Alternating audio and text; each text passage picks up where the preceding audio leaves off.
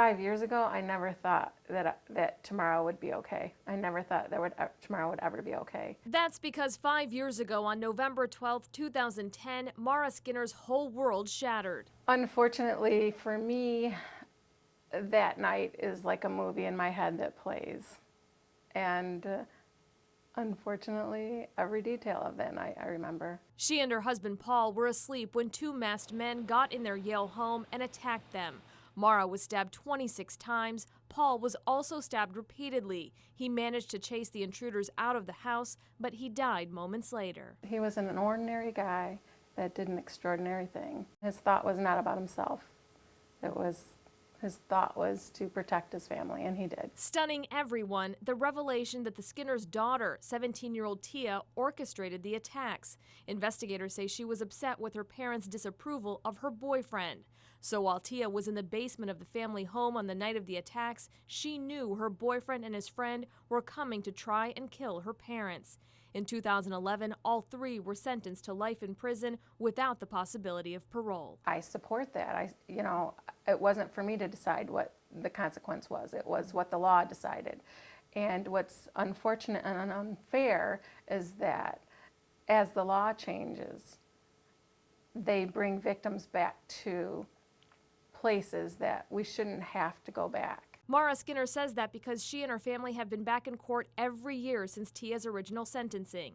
It's because in 2012, the U.S. Supreme Court determined juveniles shouldn't be sentenced to life without parole unless certain factors are considered, things like home environment and maturity level. And because the courts and legislators in Michigan have different ideas on how to deal with the high court's ruling, this case continues. It brings us right back to the crux of what happened, right back to the core.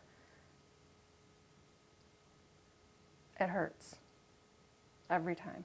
And that excruciating process still isn't finished. Right now, the St. Clair County prosecutor is trying to block a fourth sentencing from happening. To see that process a fourth time and watch the trauma and emotion, I can't imagine doing it.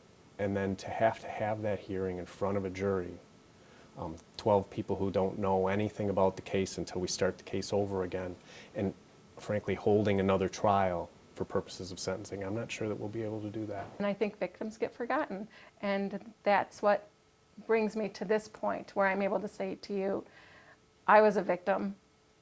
I don't want to ever be forgotten in terms of being less important than a defendant.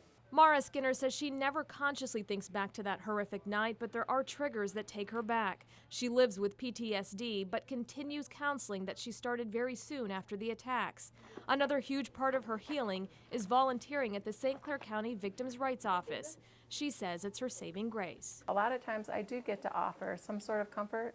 At least I hope that I understand what they're feeling, and that it's normal, and that we're here to do whatever we can to help them get through this. When it comes to her daughter Tia, she's not ready to talk about her, but she did tell me this. Is there still love there? Can there be love there? Love isn't a light switch. It's not something you can turn on and off. As for her own life, Mara Skinner says it's the love of her family, friends, and community that helped her survive an unimaginable tragedy. She's remarried now and feels like she's in a good space, one that now allows her to think of tomorrow in a different way. Now I can tell you that tomorrow's okay. And every day I wake up and, like I said, it's a new day, but it's going to be okay. Mm-hmm. That doesn't mean it's going to be good or bad, but it's going to be okay. And I'm good with that. Anu Prakash, 7 Action News.